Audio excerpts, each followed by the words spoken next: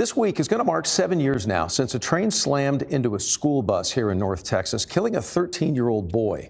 Following that deadly encounter, the CBS News Texas I-team discovered a critical safety feature was actually missing at that crossing. State officials then promised to fix it, but as of tonight, that still hasn't happened. And that same risk exists at thousands of crossings across the state of Texas. Investigative reporter Brian New tonight revealing why the fix is years behind and what it means for drivers at these dangerous crossings.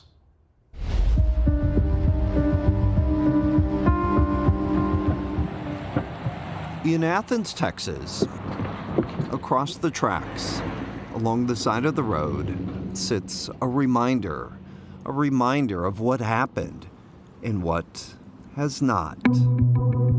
7 years ago. Damn, that's crazy. A Union Pacific freight train slammed into a school bus, pushing it nearly a quarter-mile down the tracks.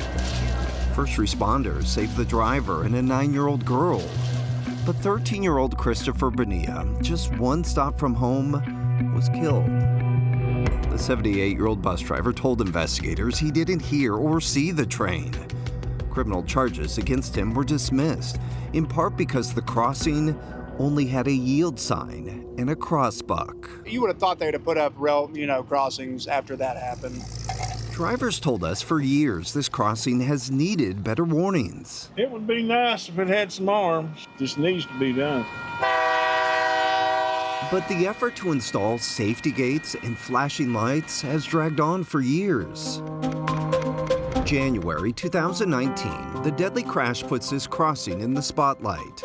Months later, TxDOT calls fixing it a top priority. It'll be a priority to look very hard at the project in Athens. The first plan the state eventually settled on was to close the road.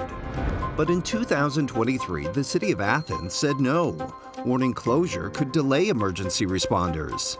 That same night, another car was hit by a train, and there's been others. 2014. I went across the tracks like I normally do. Eva Lee's pickup was hit. I punctured a bunch of ribs, broke a bunch of ribs, and I punctured my lung. Even earlier, 1981, records show another crash. Finally, January 2024, TxDOT settles on Plan B, safety gates.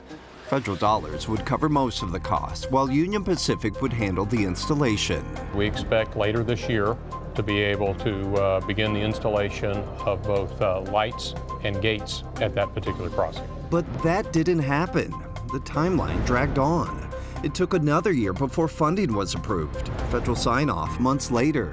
And now, April 2026 is the projected start date. But Union Pacific Railroad still doesn't have a completion date, meaning 7 years after Christopher Bonilla was killed here in a preventable accident, neighbors are still left wondering when a simple safety gate will be installed.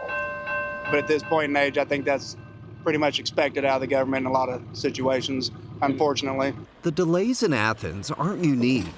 Even after deadly crashes, it can take years for gates to go in, if they go in at all.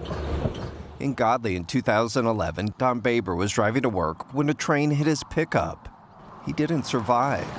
It took 8 years before gates were installed. In Johnson County in 2010, Carol Bryant was killed. Gates came 6 years later. And in Hunt County in 2015, LaDonna Sue Rixby was hit on her way to the grocery store. 10 years later, still no safety improvements.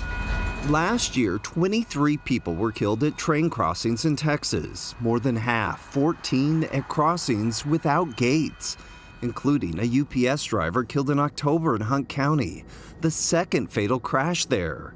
Federal records show since the first crash in 2004, the only upgrade was 2 yield signs. As you know, we've got over 3,000 ungated crossings around the state, and we work hard to prioritize those. TxDOT gets about $20 million in federal funding every year to improve rail crossings. But the state admits that's nowhere near enough to put gates at every crossing. That money has added gates at nearly 40 crossings in the past 2 years. So while Athens may finally be next, the years of delays and the fight it took to get gates are a warning for the more than 3,000 crossings still waiting across Texas. With the I-Team, Brian New, CBS News, Texas. Brian also wanted us to share with you this. TxDOT says the Athens project that he talked about, which includes gates, flashing lights, and resurfacing near the tracks, will cost about $629,000. Union Pacific will cover a little more than $100,000 of that with the federal money, he says, covering the rest. Our I-Team goes even more in depth on CBSNewsTexas.com. There you can also find a map showing the exact location of all of the last year fatal train crashes.